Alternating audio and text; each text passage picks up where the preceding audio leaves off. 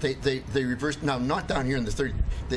What they did was bring the fifth dimensional evolutionary pattern, which is the true one, down into a third dimensional matrix, because the third dimension is evolutions only exist in the dimensions of visible light.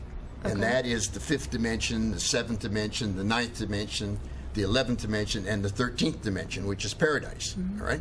But the third dimension has a triune aspect, the intelligence, energy, and substance, which you can see right around you all the time. It works together as a unit, which is like a triune aspect, but it also has frequency of visible light, which is obvious. We're looking at it. Right. All right?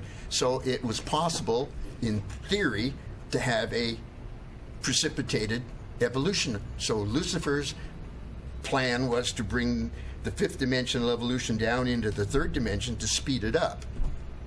You know, the triune frequencies down here are a lot harsher than the seventh dimensional triune frequencies, you know, above the fifth. So he thought the harsher would cause the matriculation to happen faster for self-preservation and so on, and then evolution would speed up. Well, the reverse happened. It fell apart. So basically, he was told, don't do it, it's not a good idea, problems, da-da-da-da. He went ahead anyway, you know, and when the problem started, instead of saying you were right, I was wrong. That was Lucifer's ego. He rebuked it all, and that was the fall of pride.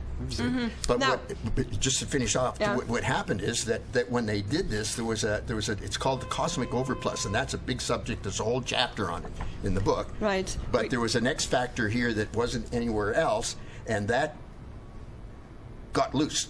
So now we have all of this stuff that's called the Luciferian effect. You know, hate wars, you know, all this stuff. They didn't see that coming. It didn't. You know, they weren't intending that when they started out. But then they embraced it to save face. Now, whenever we talk, then took it to the planets. And such was Lucifer's sad estate. From such a magnificent beginning, through evil and error, you embraced sin. You were perfect in all your ways from the day you were created till unrighteousness was found in you. Your heart was lifted up because of your beauty, you corrupted your wisdom because of your brightness. Your olden prophet, Bible, book of Isaiah 14:12, saw his sad estate when he wrote, "How are you fallen from heaven, O Lucifer, son of the morning? How are you cast down, you who dared to confuse the worlds?" Thus in the folly of things done outside faith, you have paid the price. Once a being of great radiant light, you are little more now than static electricity.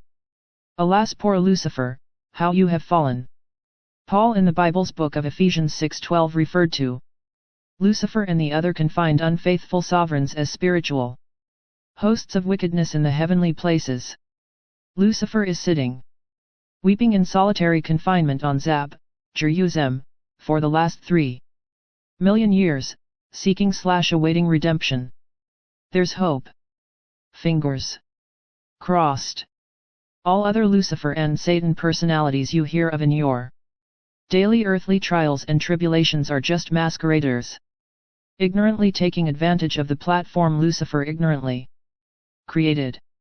Note, the Luciferian rebellion and its effects only occurred in this local universe of Christ Michael and not in the other so many local universes, because discordant frequencies can't cross local universe boundaries.